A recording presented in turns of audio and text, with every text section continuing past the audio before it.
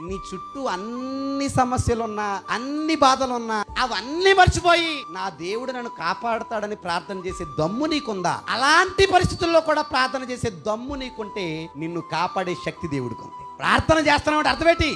సమస్యతో యుద్ధం చేస్తున్నావని, సమస్యతో పోరాడుతున్నావని, సమస్యను ఓడించే క్యాపబిలిటీ నీలో ఉందని. అంటే మీరు దేనికి భయపడక్కర్లేదు. నన్ను చెప్పండి, ప్రార్థన వచ్చిన వాళ్ళందరూ సమస్యలకు భయపడకుండా ఉంటున్నారా? ఎందుకు ఉండలేకపోతుంటే అర్థం తెలుసా? మనం ప్రార్థనని బలంగా భావించలేకపోతున్నాం. నీకు సంతోషం వచ్చిందా? ప్రార్థన చేయి. బాధ వచ్చిందా? ప్రార్థన చేయి. ఆనందం వచ్చిందా? ప్రార్థన చేయి. కోపం వచ్చిందా? ప్రార్థన చేయి. నువ్వు ప్రతి దానికి మనం చేయాల్సిన పని తెలుసా? ప్రార్థనే. ఎందుకంటే ప్రతి సందర్భంలో నీకు సహాయాన్ని, ధైర్యాన్ని, శక్తిని, బలాన్ని, ఓపికను అన్నిటినీ ఇచ్చే శక్తి దానికి ఉంది. కానీ ఎందుకు మనం ధైర్యాన్ని కోల్పోతున్నాం? ఎందుకు ఓపిక కోల్పోతున్నాం? ఎందుకు సహనం కోల్పోతున్నాం? ఎందుకు ఎదురు చూడలేకపోతున్నాం? ఎందుకు వెనకబడిపోతున్నాం? అంటే వన్ అండ్ ఓన్లీ రీజన్ మన జీవితాల్లో ఏం లేక